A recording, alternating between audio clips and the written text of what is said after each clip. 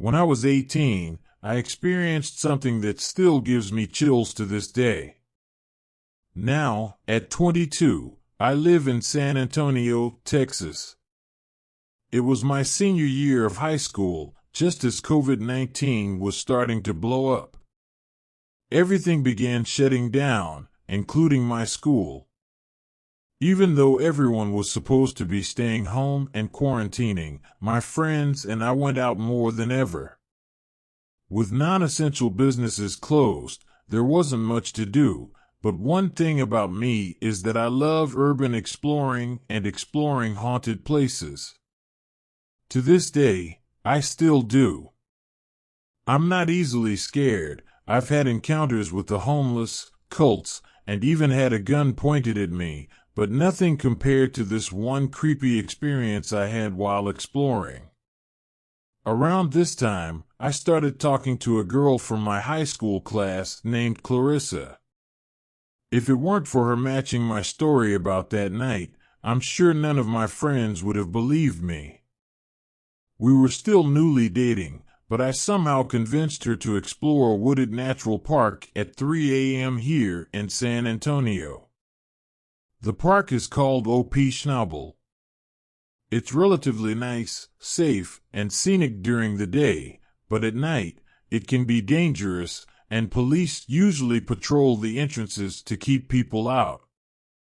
In 2016, a 24-year-old woman named Lauren Bump was brutally murdered there, and in 2021, a boy exploring the woods was shot. Clarissa and I arrived at the park around 3 a.m. It was super creepy and pitch black. The trees did a great job of covering the moonlight. I don't like using flashlights because they ruin your night vision and can attract attention from a distance, so we kept ours off. We were about 15 to 20 minutes into walking the main trail. I didn't plan to stay long because it was eerily quiet that night. I knew of a trail that led back to where my truck was parked, making a full circle instead of walking all the way back around. Clarissa agreed to take that trail, and we started walking. We were probably only 2 minutes into the off-road trail when suddenly, out of nowhere, a flute began playing. Clarissa and I stopped dead in our tracks and listened. Whoever was playing it was doing so in perfect cadence, playing what sounded like a piece of music. It was creepy as hell. I don't scare easily, but 15 seconds into the flute solo, Clarissa began trembling in fear and was on the brink of crying. I was just listening until Clarissa started praying to God to save her and forgive her for her sins. That's when I realized the severity of the situation. It was hard to pinpoint where the sound of the flute was coming from. It seemed like it was coming from the direction of the previous main trail, parallel to where we were, with about 30 to 50 yards of woods in between. But it was getting louder and closer, to the point where it sounded like it was right on top of us. Clarissa was too scared to focus, so I knew I had to man up and get us out of there. I told her not to worry and that I wouldn't let anything happen to her.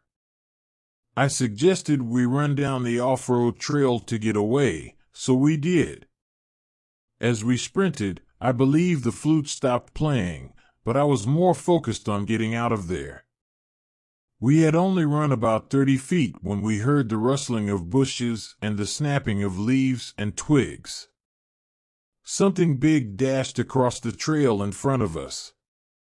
It could have been a deer or some other large animal, but it felt strange. I didn't see a silhouette or shape, and I didn't hear it coming or running away, just the dash right in front of us. We turned back around and bolted to the original point where we heard the flute. As if whoever was playing it was waiting for us to return, the flute started again, louder and right on top of us. It sounded like it belonged to some sort of Irish jig, but still impossible to pinpoint. The sound was just surrounding us. At this point, my fight-or-flight instincts kicked in. We had two options: go back into the off-road trail where we heard the terrifying dash, or go back to the main trail where the flute player was. The off-road trail was scarier because it was darker and surrounded by denser forest. At least the main trail was a cement path. I told Clarissa, who was still trembling, that we should run back down the main trail to the truck. We ran back, turning the 20-minute walk into a 7 to 8-minute jog. Somewhere along the run, the flute noise must have stopped. There was a random porta-potty along the way, which scared me, but thankfully, no one was inside or nearby. My truck was the only vehicle in the area near the main entrance to the woods. We made it to the truck, and I sped away. The next day, I told all my friends about it and looked online to see if anyone had experienced something similar. People claim to run into ghosts, cults, and animals making terrifying noises, but I couldn't find anything about a soft and rhythmic flute solo. Maybe I didn't look hard enough. I tried to figure out all the possibilities. There are some houses that lead into a neighborhood on the far edge of the woods, but they are miles away. There's no way the sound could have traveled that far, especially since it was clear as day at 3 a.m. I never found out who was playing the flute or what dashed in front of us. Writing this story still gives me chills. The more I think about it, the more it seems paranormal rather than something scary on a tangible level. I don't know if it was a person, ghost, cult, or what. I'm really hoping someone might have a rational explanation.